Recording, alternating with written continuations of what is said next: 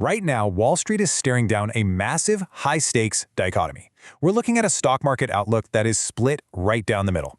On one side, we have an aggressive technical bull market case. On the other, mounting systemic risks that you absolutely cannot ignore. Let's get right to the most important market development on the board today. So here's the million-dollar question we're answering in today's explainer. Is the S&P 500 genuinely charging toward 8,200 on a legitimate breakout? Or is this entire powerful rally just setting us up for a final blow-off top that ends up triggering a massive market crash warning? All right, let's dive right in. 8,200. That is our absolute maximum upside S&P 500 target right now. What we're seeing in the technical analysis is that the index has successfully broken out of a long-term downward trend, and it's currently sitting in this period of sideways consolidation. This exact setup points to a potential 6% move higher from where we currently sit, aiming squarely at that 8,100 to 8,200 range. Now this S&P 500 forecast of 8,100 to 8,200 isn't just a random guess we pulled out of thin air. It actually represents a very strict confluence of the upper boundaries of two distinct parallel channels. When you trace the pivot lows, those critical turning points where a market bottoms out before bouncing higher, dating all the way back to the March 2020 COVID low and the 2021 bull market high, those two channels intersect perfectly right at this target. And as for the fundamental catalyst that could actually get us there, we're looking at remarkably strong earnings alongside potential geopolitical resolutions, like an agreement to reopen the Strait of Hormuz that could push us up for that final leg. But hey, here's the yes but part of the bull thesis. We have to talk about the ratio of the S&P 500 to the US M2 money supply, which is essentially the total amount of money currently circulating in the economy. This metric correlates market performance with actual financial liquidity. So yes, the technicals point higher, but the S&P has recently pushed straight through the extreme valuation levels that marked the absolute peak of the dot-com bubble. So how on earth do we justify valuations that exceed those historic dot-com peaks? Well, the narrative support comes from an incredibly expanded retail investor base using platforms like Robinhood, combined with this massive, overarching AI enthusiasm. These factors absolutely do support higher valuations in the short term, but they simultaneously and drastically increase the risk of a final blow-off top. The path to that 8,200 S&P 500 level is highly visible, but hitting it could act as the literal trigger for a violent market crash scenario once that peak is locked in. Which brings us to the sword of Damocles hanging over this entire rally. Let's shift our market analysis over to Section 1, Global Macro Risks, specifically looking at fiat system interventions and U.S. debt. Take a look at the dollar/yen exchange rate. This is serving as a massive breadcrumb for the overall health of the global fiat system. And the 160 level, it is absolutely critical. Recently, we saw this unprecedented market intervention, where the US and the Bank of Japan cooperated directly to strengthen the yen.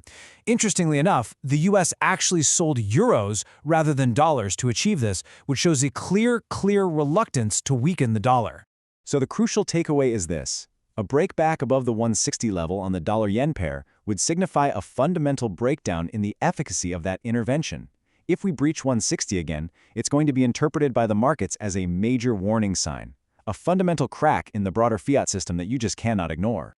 And this brilliantly illustrates our other massive macro risk, U.S. national debt and Treasury yields. Just look at this debt trajectory. The U.S. is currently averaging a staggering $2 trillion in additional debt every single year. Projections suggest this could explode to $5 to $7 trillion per year within 30 years if spending isn't curtailed. Because of this escalating debt and those massive interest payments, there's growing concern that buyers of long-dated U.S. debt, like the 30-year Treasury, are going to start demanding a much higher risk premium. Higher Treasury yields can severely pressure equities and pull capital right out of the stock market. If you're finding this market breakdown useful, make sure you subscribe to Fox of Wall Street, share this explainer with someone who follows the markets, and like it. It helps the channel bring you more data-driven market analysis. All right, jumping straight into Section 2, Commodities and Key Equities, let's look at some actionable technical levels. Let's rapidly walk through this commodity matrix. For oil, we're tracking a really tight inverse relationship to the S&P 500. It's currently sitting in a tightening wedge pattern, meaning price volatility is shrinking right before a major breakout. And if the broader economy weakens, we're modeling a potential drop to $50 a barrel by 2027. Natural gas had a recent 4% pop, but is still languishing below major technical support. Over to metals, our gold outlook shows it facing tough resistance after bouncing off previous pivot points. Watch that critical ceiling between 43.75 and 43.85. Finally, for our silver outlook, we are transitioning to a positive bias, but it absolutely must confirm a breakout above 64.00 to validate that move. Moving over to individual equities, let's talk about Intel for a second. The stock is facing intense downward pressure following a highly dilutive $15 billion stock offering, which essentially watered down the value of existing shares. It hasn't reached major day trade support just yet, but the key technical support level we are watching closely is right at 91.05. Elsewhere in the equity markets, we're actually seeing a slight reduction in Berkshire Hathaway's massive cash hoard for the first time in several quarters. This is a big deal. It indicates their new leadership is deploying capital into the market rather than waiting for a crash. On the flip side, SanDisk is showing weakness alongside the broader semiconductor sector. For SanDisk, holding the 1050 trend line is absolutely vital. A break below that indicates a fundamental structural breakdown. Next up, let's transition into the digital asset space. For Section 3, Bitcoin Outlook, focusing on breaking descending resistance. So Bitcoin has successfully broken key descending resistance, but it is really continuing to struggle right around the $65,000 area. The path forward from this breakout gives us two primary scenarios. It could result in an immediate parabolic move higher, or we could see a retrace back down to the trend line before a secondary leg up. The absolute essential takeaway for Bitcoin is this. The technical bias remains firmly positive as long as the price holds above that previous descending trend line. Look, while there is fundamental context in the background, like the Clarity Act being delayed due to congressional recess, the technical structure remains the primary driver of price action right now. Don't get distracted by the headlines, watch the trend line.